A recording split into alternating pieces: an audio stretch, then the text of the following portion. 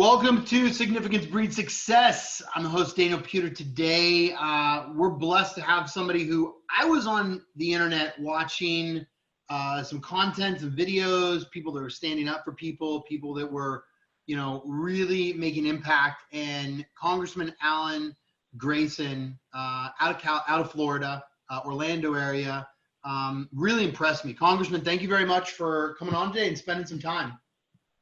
Thank you. Nice to be here. Pleasure. So you served, it looks like 3 terms. Now Correct. You went back to being, you've been a lawyer for 28 years. What was the purpose, or how did you get into politics? And I see that you served on the Foreign Affairs and Science, Space, Technology Committee, Foreign Affairs Committee. You served, you did a lot of stuff, North Africa subcommittees, Middle East. That you really spent a lot of time, being on a bunch of committees. I'm getting how were you able to make impact, and what was your thought? I spent a lot of time passing a lot of laws, which is unusual in Congress. I actually passed more laws than any other member of Congress. While I was there, I passed 121 laws in 4 years. So the committee work was interesting. In particular, the work auditing the Fed, the Federal Reserve, was very interesting and got a lot of attention, and deserved to. $1 trillion when handed out, and the Fed wasn't even sure who it went to. All sorts of under-the-table deals were made with Wall Street institutions, and we ended up getting an audit of the Fed, the first one in 99 years. So that was an example of what I did. But in general, when I saw an opportunity to do it, to get the legislation passed, I did it. And we had a large bag of tricks in that regard. We came up with a lot of different ways to get to yes, and looked for opportunities constantly over the long term, day by day, even hour by hour. If there was a way to have an impact, then I lunged for it. And that was what made me as successful as I was. The Slate magazine said I was the most effective member of Congress, and Time magazine said I was the most productive member of Congress. So, I mean, your career has been really, I look at it, you went to Harvard undergrad, Harvard Law, master's in public policy. You really, you excel at a lot of things. What was your, when you first starting to run, or, how'd you get interested in running and being a part of Congress? Well, I led what the Wall Street Journal called on its front page a one-man war against war profiteers in Iraq. And what they meant by that was that the Bush administration was trying to cover up all the bad things that were happening in Iraq.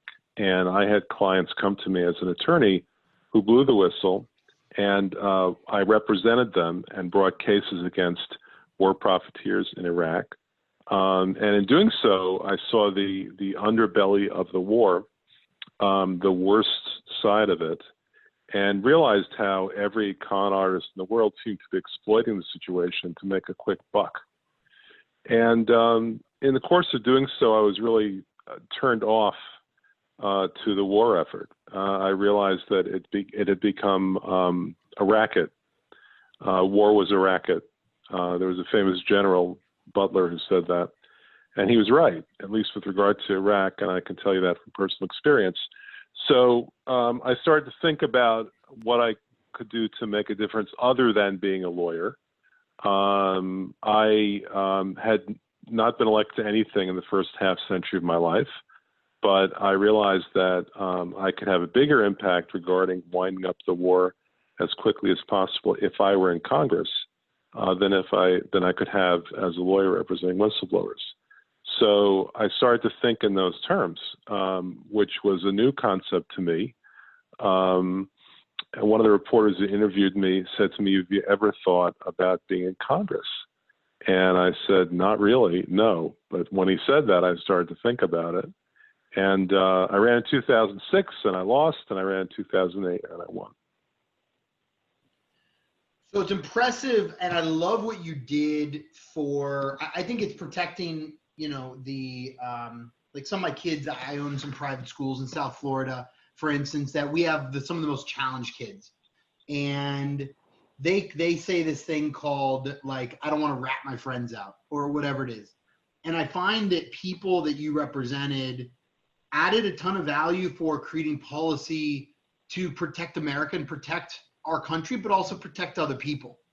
So is that kind of like the purpose that you really see yourself as a lawyer then and today? Like, how do you see yourself? Is it doing law to do law, or is it doing law to really make that impact on generations to come? Well, I had the economic freedom to be able to choose my clients and to choose my cases, and we poured enormous amounts of effort and time into those cases over very long periods against implacable foes. I mean, the last thing that any government contractor wants to be labeled as is a war profiteer. So these people basically threw every cent they had into trying to defeat these cases. And it was a choice that I made because I had the freedom to make it. I had started a company that went public before I really engaged in a lot of this work. And I didn't have to worry about the next paycheck, and I had to think hard about what that meant for me as a lawyer. So I was able to gravitate toward cases that had a very substantial social meaning. I took the only case of war profiteering in the entire war ever to go to a jury. I took that case to a jury and won.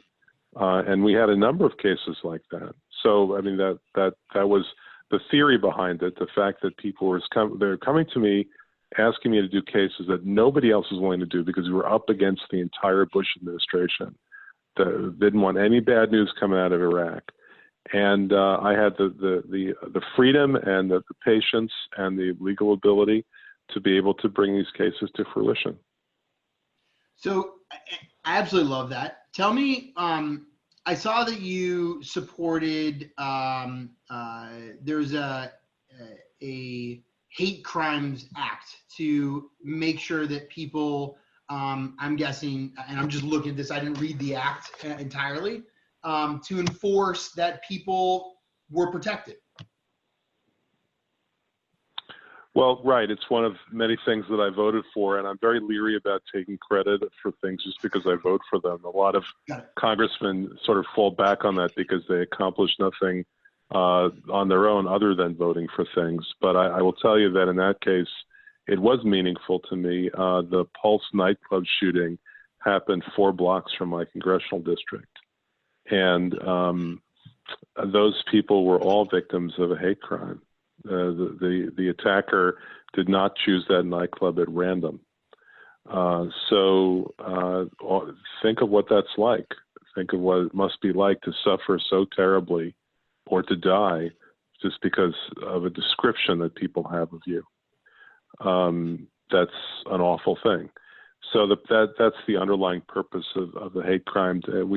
We need to be judged as individuals and as human beings, and we need to be judged by the system of justice, not by vigilantes or haters. And that's what that law hopes to accomplish: to protect innocent people from being hurt simply because of a label that's attached to them. Absolutely love it.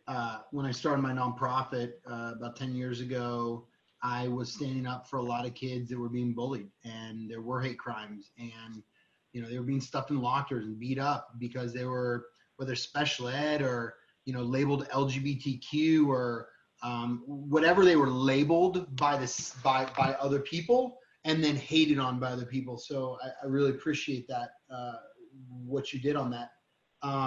Another thing I love is what you did with the Paycheck Fairness Act. Could you talk a little bit about that and how you were involved or what you believe? Well, a lot of the bailout money from the 2009-2010 era was going to Wall Street. They were grabbing it with both hands. And I didn't want to see that happen. I had a very healthy respect for taxpayer money. So I was in a position to do something to prevent the money from going astray. I was just a freshman. I did not necessarily have much influence, but we were discussing, what would be helpful to me with the Democratic leadership, what kind of things would be well received in the community. And so one thing that I did was to introduce a bill which actually passed in 9 days to prevent bailout money from being pocketed by Wall Street con artists. And it was a successful bill. As soon as the bill passed the House, the grabbing with both hands stopped. And there's a different bill that you may be referring to called that has a similar name. And what that did was to try to address the gender gap in the United States in pay.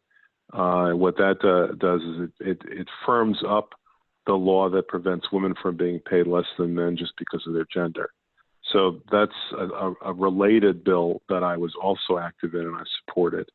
But the one that had my, that had my handwriting on it, so to speak, is the one that I mentioned to you first.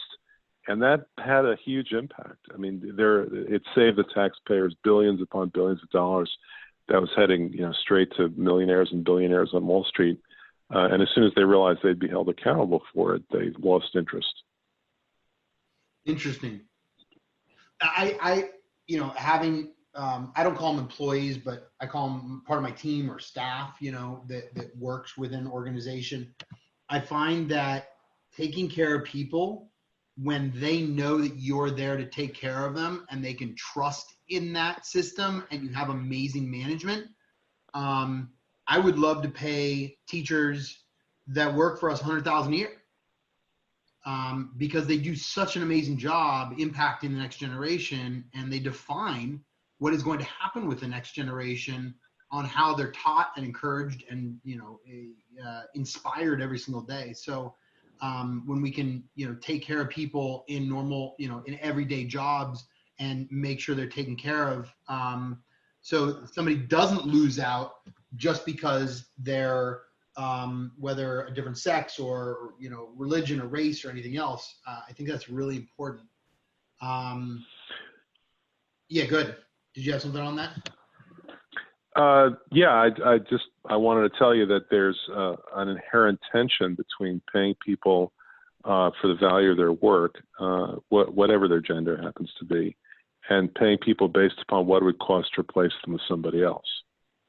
And I think the teaching profession very substantially has suffered because we pay teachers no more than it would cost to replace them with somebody else, at least in Florida, not so much in New York and the Northeast.